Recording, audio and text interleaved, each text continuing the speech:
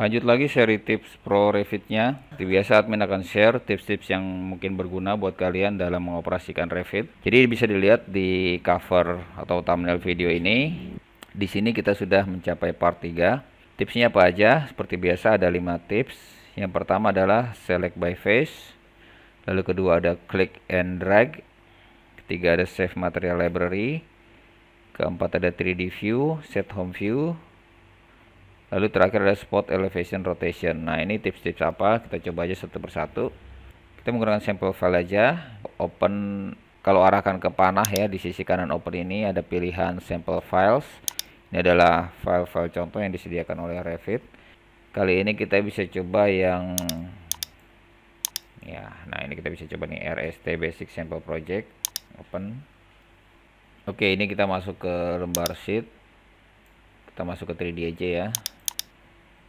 Oke, di sini kelihatan 3D-nya.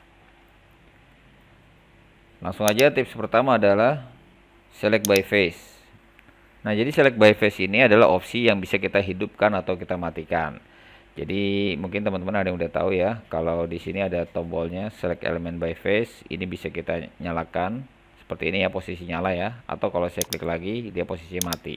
Dan dia fungsinya seperti apa?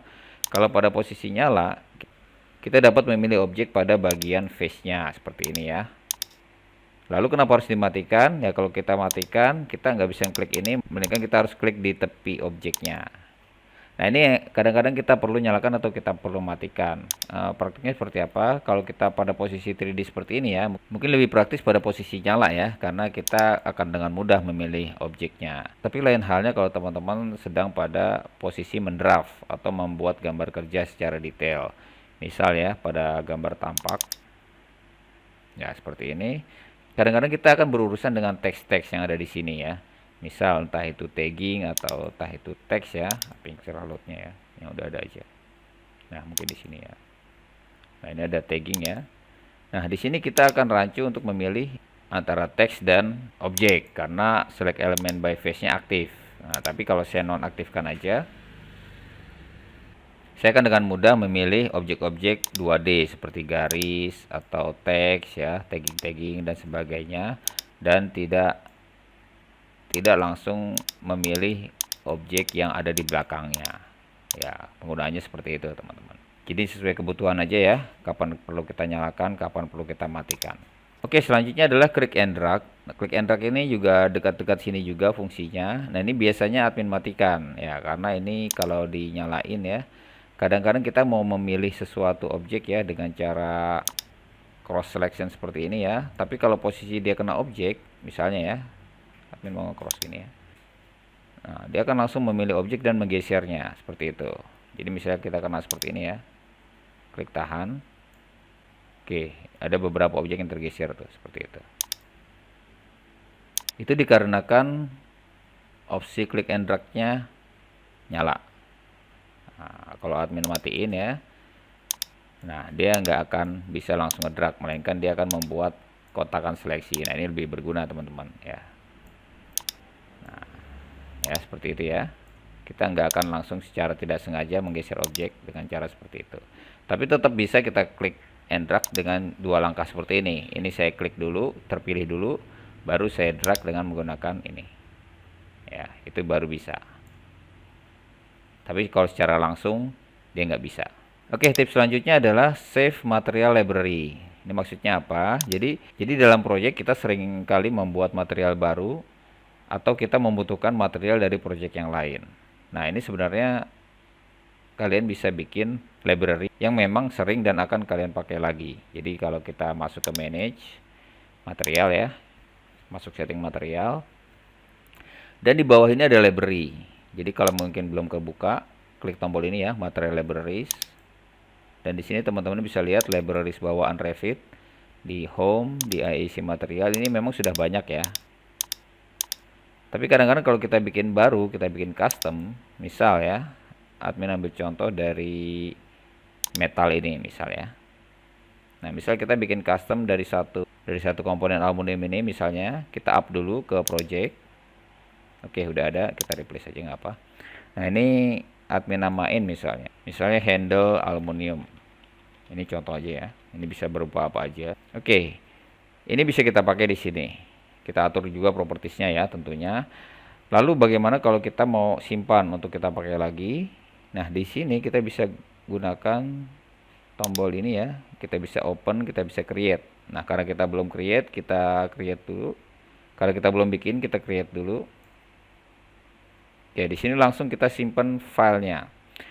Jadi di mana kita simpan ada baiknya kita simpan di Revit Family ya, di kumpulan objek-objek Revit Family. Oke, misal admin kasih folder material library.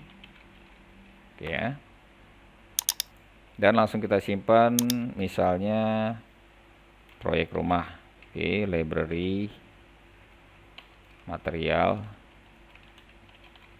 proyek rumah seperti itu. Nah, ini masih kosong. No materials in this library. Ini baru foldernya aja. Kita bisa add aja nih material yang udah kita bikin secara custom. Kita klik kanan, add to mana? Kita add to library yang udah kita bikin tadi. Nah, dia kan masuk di sini teman-teman. Oke ya. Nah, kita juga bisa menggunakan kategori. Maksudnya apa? Kita bisa klik tahan di sini ya. Kita pilih create kategori. Nah, ini kita bisa bagi-bagi lagi nih kategorinya. Misal kategori finishing gitu ya, finishing lantai, finishing dinding. Ini kita bisa gunakan sub foldernya, dan ini kita bisa arahkan. Oke, ini bisa kita arahkan ke sini ya. Klik tahan aja. Nah, seperti ini. Ya, kalau memang kita mau masukkan kategori lagi, kita klik tahan aja seperti ini. Oke, sudah kesimpan ya. Lalu cara penggunaannya gimana? Oke, sudah kesimpan ya. Lalu cara menggunakan di proyek selanjutnya bagaimana? Ini kita oke aja dulu. Oke, andaikan kita punya project baru ya, kita coba aja find new project. Lalu kita cek di manage material. Nah, di library ini kita cek. Oke, udah muncul secara otomatis di sini. Teman-teman bisa lihat udah muncul yang tadi kita bikin. Nah, ini tinggal kita gunakan, kita bisa up aja ke sini. Ya, ini langsung bisa kita gunakan. Kalau memang belum muncul kan di sini ada tombol klik tahan ya, kita bisa open. Kita bisa cari filenya ada di mana ya, atau kita buka file library lain yang udah kita buat juga. Oke, jadi di 3D view ini ada logo home seperti ini ya, teman-teman ya. Kalau teman-teman klik, dia akan balik ke asal orientasinya dia. Tapi ini bisa juga kita ganti, misal saya menggunakan orientasi yang lain, misal seperti ini ya. Nah, ini saya tetapkan rotasi home-nya seperti ini. Ini kita klik kanan aja di logo rumah ini. Lalu pilih set current view as home. Ya, seperti itu. Itu udah kerekam ya. Orientasinya seperti itu. Kalau kita putar-putar lagi, lalu kita klik rumah. Nah, dia udah menggunakan orientasi yang tersimpan tadi. Ini akan berguna kalau view ini sudah masuk ke sheet ya. Kadang-kadang kalau sudah diputar-putar nanti di sheetnya sudah nggak rapi lagi. Next dan terakhir untuk video kali ini adalah spot elevation rotation. Itu apa? Jadi pada posisi drafting ya, misal di gambar tampak ini, kita menggunakan yang namanya spot elevation. Di annotate di sini ada spot elevation ya. Kalau saya klik, nah ini kita bisa pakai ladder dan solder juga. Jadi kalau dua-duanya admin aktifin seperti apa? Misal ya, kita akan spot elevasi untuk posisi ini.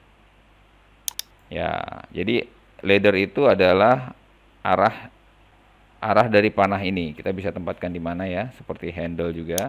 Lalu solder itu adalah lengannya. Nah, lengan ini mau sepanjang apa?